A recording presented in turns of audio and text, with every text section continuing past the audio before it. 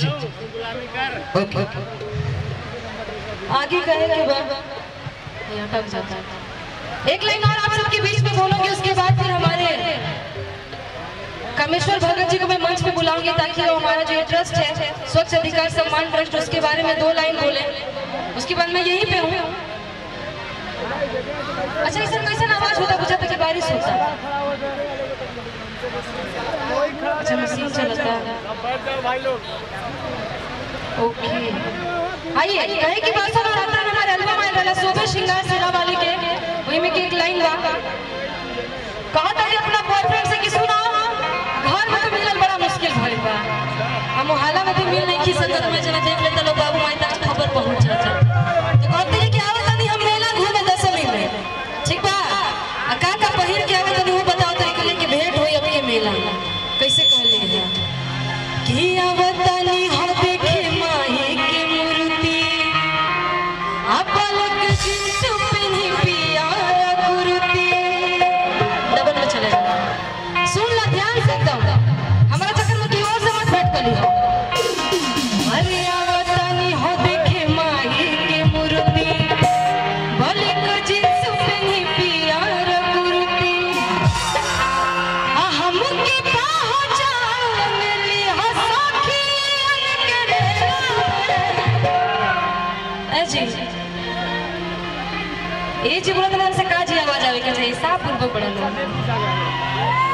हमके पहचान ली हसखी होई मुलाकात यारा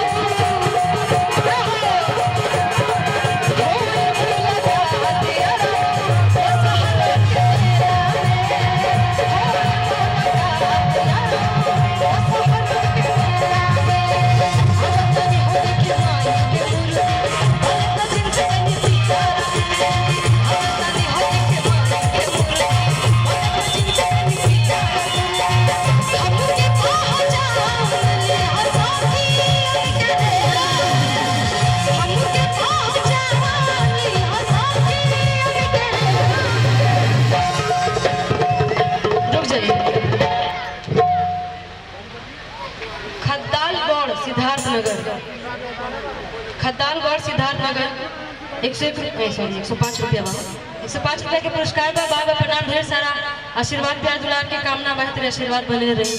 अच्छा एक बात बताइए, कितने लोग ऐसे एकदम ईमानदारी से अपना अपना गर्लफ्रेंड की क्रिया खा के बोली हेलो? कितने लोग ऐसे हैं जो मेला में गर्लफ्रेंड के पीछे पीछे जाते हैं और अगर यदि बगल में माई होके तो धीरे से हाथ रगड़ के निकल जाते हैं? कितने लोग ये हाथ उठाइए तू लोग तो साथ है बड़े बड़े लोग का कहे कि बा आप लोग भी है क्या इधर से कोई लोग रिंग करती है? तो मैं अंदाजा मेरा सही लगा है सब लोग का। कंप्लेन हो अरे हमके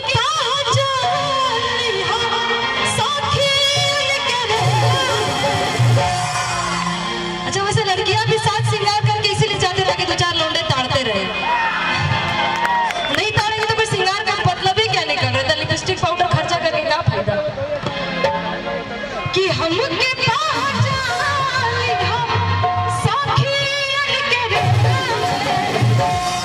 अच्छा लौंडे ताड़ने वाली बात भी पीछे से बहुत इस्माइल आ रहा है।